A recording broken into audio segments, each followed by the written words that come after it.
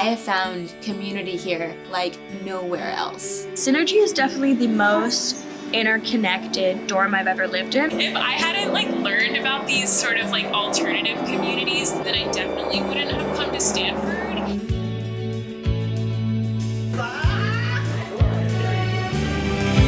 Synergy is one of the co-ops or cooperative houses at Stanford University. They take pride in their alternative lifestyle and communal living, and they really prioritize making this a safe space for diverse students on campus. I hope that this video can showcase that love that I have for the house and that other people have for the house, and that maybe you will have by watching this.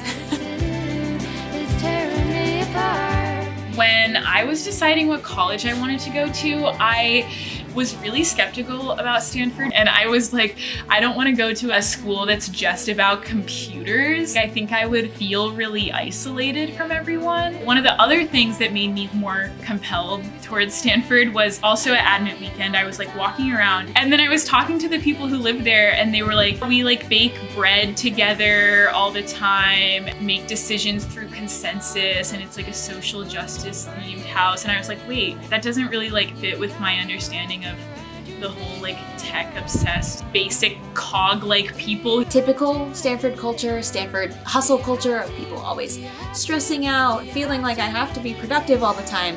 But here it doesn't feel like that. Yes, we're also Stanford students. Yes, we are high achieving, but it's way more accepted to take care of yourself and to prioritize wellness. Finding a community that you really value and that really makes you feel happy is the most important thing. Gabby's sister just committed yesterday to Stanford, and she said that Synergy was a big part of why she wanted to come here. One of the things that really shocked me when I first started living in a co-op was just how genuinely best friends everyone is with each other. You talk to everyone in the house until everyone in the house becomes your friend. Conversation gets opened up to everyone. It's not exclusive to a couple people who are only friends with each other. I am known as a FOF, a friend of the house, and even though I don't technically live here, this is one of the very few spaces on campus where I feel like I can just be the fullest version of me. For a lot of my Stanford experience, I felt like there wasn't very strong community in the houses that I was living in. I don't feel like a lot of houses at Stanford make a really strong effort so that everybody feels included and welcome and safe. At Stanford, a lot of times the houses are just friend groups. And so if you don't go through the housing process with a strong, tight-knit friend group, then you're kind of with people who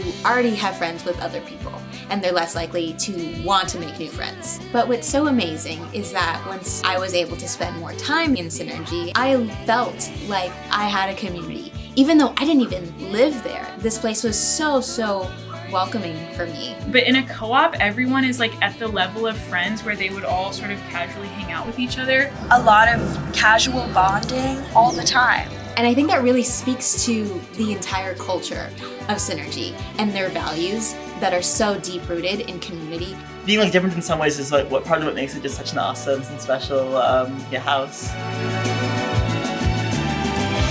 So everyone that lives in Synergy full-time has a weekly job and a bi-weekly job. Everyone fills out a form and makes their preferences, and then the house manager, which is me, goes through and assigns everyone and tries to get everyone the highest preference. We all live together. We owe it to each other to do our jobs. We feel a duty to each other. I think if you miss out on your job, you'd probably just feel bad about it. If you're actually really involved in the community, it just comes naturally. So a head cook is, you sign up for a day of the week where we're serving dinner.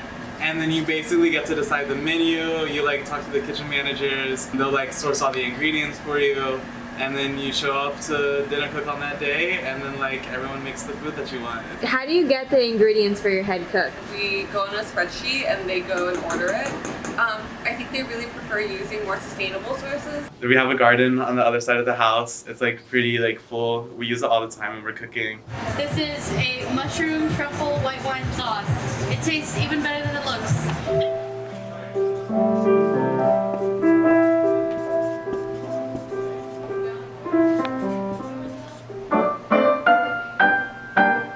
Does anyone have any other proposals? Every Sunday night, we have consensus where we make decisions collectively as a house. People will say, like, can we talk about labeling every single ingredient in a dish instead of just the allergens? Or can we talk about having more options of this type of food? Or can we talk about like redistributing house jobs in a certain way? And then we'll discuss that. So people who have sort of amendments or modifications can bring those up, and then we'll reconsense on it. And then if people agree, they can put up 5 fingers, or if they disagree, then they can put up fewer fingers, and then we can talk further about it. And then we do that until we get everyone to agree on it. There's never any point where someone is just vetoing something for no reason, or there's never a point where like the staff unilaterally makes an executive decision that no one else had any say in. The staff is more just like facilitating the meeting, so it feels very non-hierarchical, and I think it helps strengthen the community because it's also at dinner.